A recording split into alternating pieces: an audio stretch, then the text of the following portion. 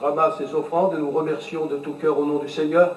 Nous nous permettons, avec mon collègue et moi-même, de demander au pasteur, M. Le Cossec, qui voyage dans le monde, je peux le dire, qui voyage dans le monde.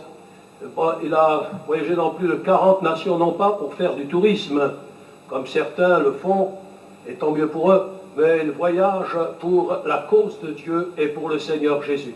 Si pendant quelques minutes, il pouvait nous dire quelques paroles que Dieu a mis sur son cœur. Merci, pasteur Le Cossec.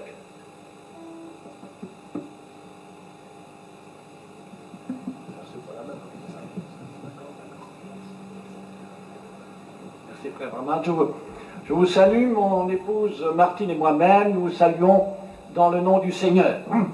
Je pense que certains ont connu mon épouse Martine lorsqu'elle était, il y a quelques années, membre de l'Assemblée de Dieu de la rue du Sentier et qu'elle a porté son concours pour gagner des âmes, et notamment avec les jeunes dans le groupe de Teen Challenge pour sauver les drogués. Mais aujourd'hui, ensemble, nous voyageons pour proclamer l'Évangile aux Gitans, et nous avons voyagé dans les différents pays d'Europe, aux États-Unis, en Inde. Mais peut-être le temps est-il venu maintenant de s'arrêter, car on n'a qu'une vie, et l'âge est là maintenant, et peut-être maintenant faut-il redevenir soit pasteur, soit peut-être dans une équipe d'évangélisation. Et je pensais tout à l'heure, en ayant à côté de moi le prédicateur Raphaël, à ce temps où, sous un chapiteau avec Archange, nous proclamions l'Évangile à travers la France. Et quand il était dans le sud de la France, un jour Archange me téléphone, car il est invité dans une église méthodiste à apporter le message, et il demande mon conseil. Qu'est-ce que je dois dire? Alors je lui pose des questions. Tout d'abord, je lui demande, qui t'a sauvé? Qui t'a pardonné? Il me répond, Jésus-Christ. Qui a guéri ta femme? Il me répond, Jésus-Christ. Qui t'a baptisé dans le Saint-Esprit? Il me répond, Jésus-Christ. Et qui va revenir te chercher? Il me répond, Jésus-Christ.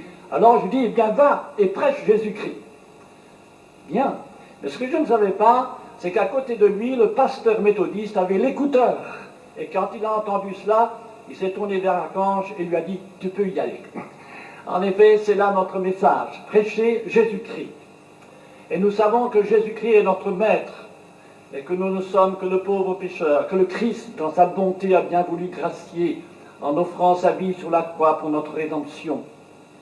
Et voici, en entrant dans ce hall, vous avez dû remarquer deux mots, espérance et rencontre. Et ces deux mots, vous les trouvez dans la première épître aux Thessaloniciens, au chapitre 4, au verset 15.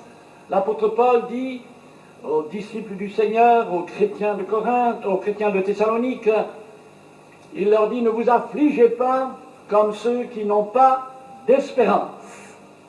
Mais nous qui croyons en Jésus-Christ, nous avons une espérance, l'espérance d'une rencontre, bientôt dans l'espace, avec Jésus-Christ.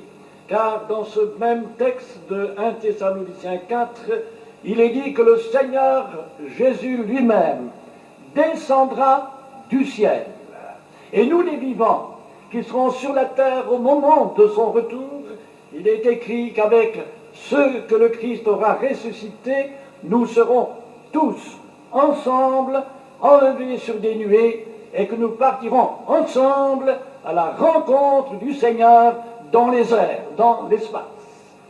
Quelle belle rencontre ce sera quand nous verrons Jésus dans toute sa gloire.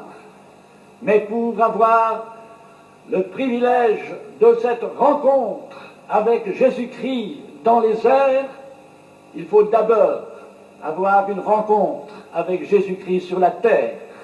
Et tout à l'heure, je pense, Archange vous expliquera comment, en effet, il est possible d'avoir une rencontre avec Jésus-Christ. Et Jésus-Christ est au milieu de nous selon sa promesse. Là où deux ou trois sont assemblés en mon nom, je suis au milieu d'eux. Et cela, les tziganes aiment le répéter lorsqu'ils se trouvent ensemble, car ils croient en effet à cette présence vivante de Jésus-Christ. Et par conséquent, chacun de nous peut rencontrer en son cœur Jésus-Christ comme son Seigneur. Et nous louons le Seigneur de ce que nous pouvons ensemble porter nos regards vers cet avenir, avenir d'espérance pour les enfants de Dieu. Mais dernièrement, je lisais cette parole de Gorbatchev.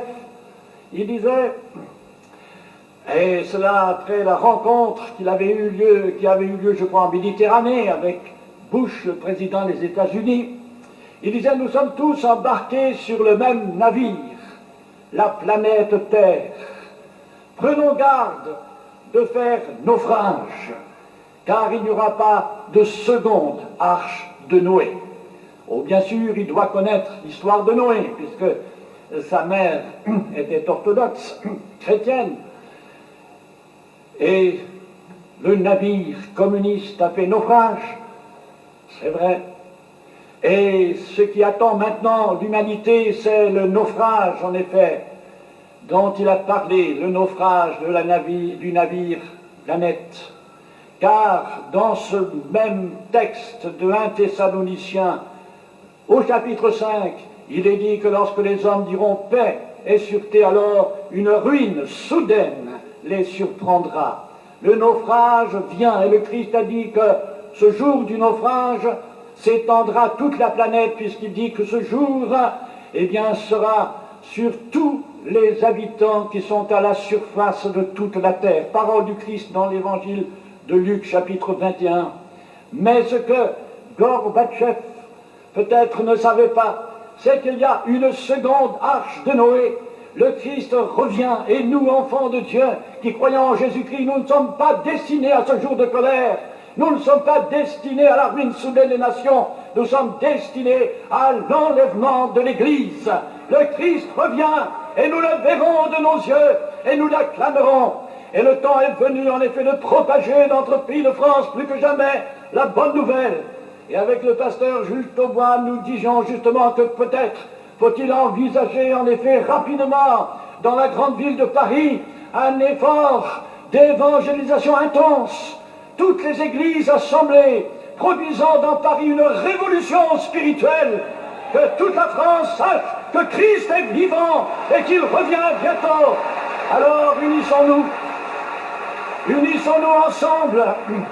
Nous ne sommes que de pauvres pécheurs, c'est vrai, mais la miséricorde du Christ est si grande. Oublions le passé des misères, oublions nos pauvretés humaines et regardons ensemble ce qu'il est possible de faire. Et je disais, ce n'est pas maintenant le palais du Congrès qu'il faut pour la prochaine fois, c'est Bercy pendant 8 jours, avec toutes les églises et toutes les télévisions, et que la France sache que Jésus est vraiment le sauveur du monde. Oui, Jésus revient, et nous l'attendons de tout notre cœur.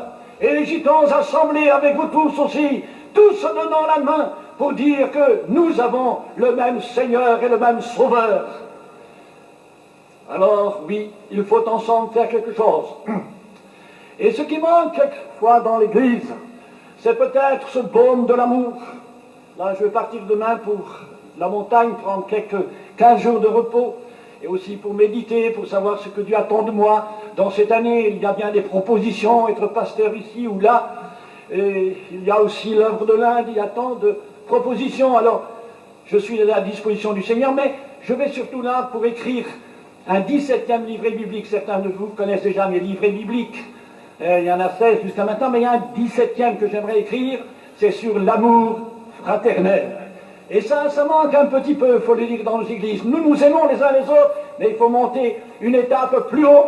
Et il faut que maintenant, tous les chrétiens fassent tomber leurs barrières, et les pasteurs aussi, pour que la main dans la main, on proclame Jésus-Christ au monde comme le Sauveur vivant. Il revient, et nous allons nous lever pour acclamer Jésus. Nous voulons ensemble lui dire que nous l'aimons et que nous l'attendons. Voulez-vous vous mettre debout, et vous allez dire avec moi cet appel intense du cœur que l'on trouve dans l'Apocalypse. Amen, viens Seigneur Jésus. Avec l'Esprit Saint, nous le disons tous ensemble.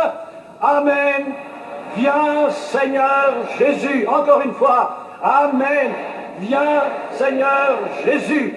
Et nous levons les bras vers le ciel, et nous louons le Seigneur ensemble. Béni soit ton nom, Seigneur. Nous t'adorons, nous te louons, Seigneur. Viens bientôt, Jésus. Nous t'attendons, Seigneur. Viens établir ton règne de paix. Viens, Jésus. À toi toute la gloire. Tout le monde dit Alléluia. Je vous bénisse. Amen. Nous l'applaudissons dans le Seigneur encore.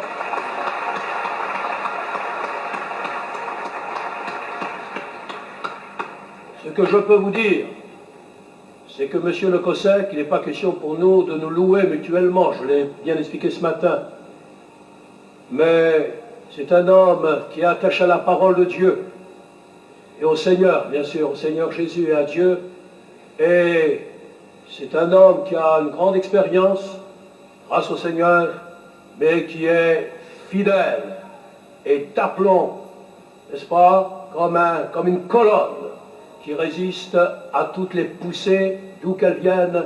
Que Dieu bénisse notre frère et qu'il lui donne encore du succès et de nombreuses années. Les personnes